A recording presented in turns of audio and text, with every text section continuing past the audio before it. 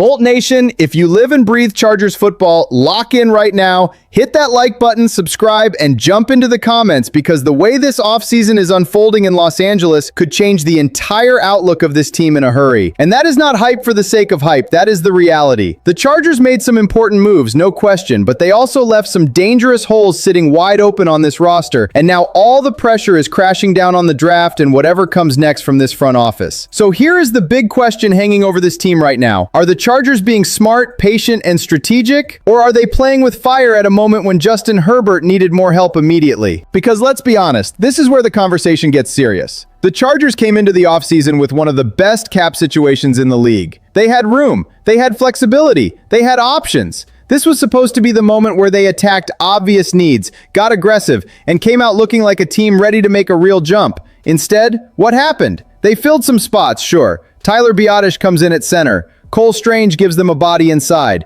Charlie Kolar, Keaton Mitchell, Dalvin Tomlinson, those are real additions. Those are useful additions. But even after all that, this roster still has clear needs staring everybody in the face. There is still uncertainty at left guard. There is still a need for more depth across the defense. There is still that uneasy feeling that this team did not go far enough when it had the chance. And that changes the whole read on the offseason. Because once you choose not to fully attack those problems in free agency, now you are leaning hard on the draft. And the draft is exciting, sure, but it is also dangerous when you are asking rookies to fix issues that maybe should have already been addressed. That is why this first-round conversation matters so much. For weeks, the obvious talking point around the Chargers has been offensive line, offensive line, offensive line. And on paper, that made all the sense in the world. But now the board may not break the way Los Angeles wants. If Olavavega-Ioane is gone before the Chargers are on the clock, and that feels more and more realistic, then suddenly this team is in a very different position. Now you are not taking the elite interior offensive line prospect you hoped might fall. Now you are staring at the board and asking yourself a much tougher question. Do you force the offense, or do you take the best defensive player available and trust yourself to fix the offensive line later? And I am telling you right now, if Ioane is off the board, I think the Chargers almost have no choice. They have to take the best defender sitting there. Corner, edge, defensive tackle, whatever it is, you take impact. You take juice. You take somebody who can actually change games. Because reaching for need when the value is not there, that is how teams get themselves in trouble fast. So yeah, I understand why fans are screaming for more offensive line help. I get it. Herbert needs protection. Everybody sees that. But if the board says defense, then the board says defense, and the Chargers better not overthink it. That is the kind of moment that can define an entire draft class. And while everybody is focused on the trenches and the defense, let me throw another angle at you because this one might sneak up on people. Wide receiver could quietly become one of the biggest swing points on this entire roster. Seriously. If Keenan Allen comes back, that changes the tone immediately. You get experience, route running, reliability, a grown man presence in the room. But if he does not come back, then all of a sudden the receiver group starts looking a lot shakier than some people want to admit. There is talent there, yes. There is upside there, yes. But proven stability, that is a whole different conversation. And that is where a name like Deebo Samuel starts getting really interesting. Now, let's be clear. This is not me telling you Deebo is definitely coming to Los Angeles. That is not what I am saying. What I am saying is that the fit makes a ton of sense. If this offense is really going to lean into creativity, movement, yards after catch, and putting stress on defenses from every angle, then Deebo is exactly the kind of weapon that can blow this thing open. He is not just another receiver lined up outside waiting for targets. He is a pressure point. He is a matchup problem. He is one of those guys who changes the geometry of an offense the second he steps on the field. And if you are trying to maximize Herbert, if you are trying to make this scheme more dangerous, if you are trying to give this team more explosion, then of course that kind of player is going to enter the conversation.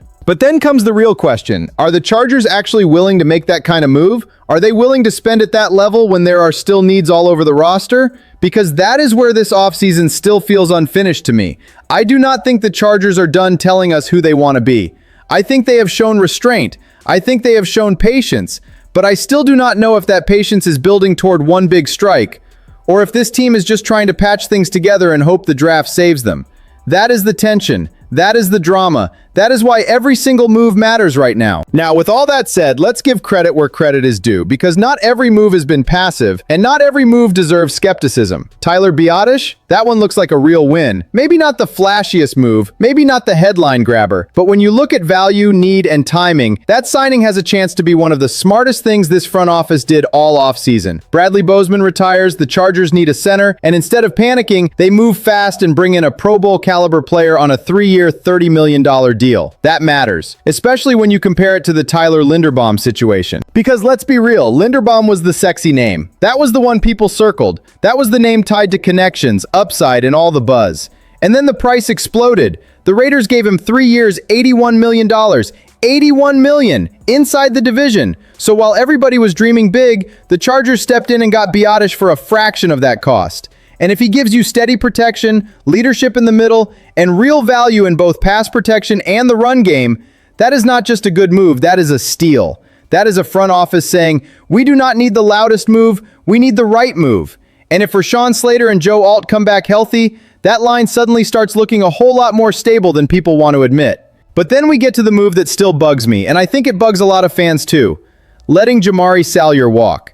This one stings, not because Salyer was some untouchable superstar, but because he was useful, dependable, versatile, and better than people gave him credit for. He stepped in when needed, he battled, he gave this team real snaps at multiple spots, and then the Chargers let him leave for 1 year and $1.4 million. That is the part that hits hard, because when I see that number, I cannot help but ask, how do you let that guy walk for that cheap? How? Especially when you turn around and commit more money to Trevor Penning and Trey Pipkins. That is where the whole thing starts to feel off. And I know the explanation. Scheme fit, Mike McDaniel, new offensive vision. I get all of that. Scheme matters, coaching matters. But you know what else matters? Keeping good football players, especially when they come cheap. And that is why this decision feels risky to me. Because what happens if injuries hit again? What happens if the depth gets tested? What happens if this staff is not even here in the same form a year from now? If McDaniel has success, he is going to get head coaching buzz. That is just how this league works. So if you are letting a productive player walk because of a short-term scheme preference, you better be right. You better be really right. And to make it worse, it is not like this move even feels like some brilliant long-term chess play. It does not bring major financial relief. It does not scream roster upgrade. It does not even really help from a compensatory pick standpoint the way some fans would hope. It just feels like one of those decisions that could come back later and make people say, why did they do that when they did not have to? So when I step back and look at the whole picture, this is where I land. I see a Chargers team that has made some smart moves. I see a front office that may have landed a real bargain in Biotish. I see possible upside if the draft falls the right way. I even see a world where one more move at wide receiver changes the entire energy of this offense. But I also see risk. I see unanswered questions. I see a team walking a thinner line than fans were hoping for when the offseason began. That is what makes this so intense right now. This thing could break in a big way for Los Angeles, or it could leave people wondering why the Chargers had all that flexibility and still came away with so many questions. And that is why I need to hear from you. Are you feeling more confident about this team right now, or more nervous? If Ioane is gone, are you taking defense without blinking? If Keenan does not come back, are you making a real push for Debo? And was letting Salyer walk for that price a mistake? Drop your take in the comments, fire off your reactions, share this with another Chargers fan, and make your voice heard, because this is the kind of offseason where one move can change everything. One draft night can flip the story, and one decision can either launch this team forward or blow the whole thing wide open.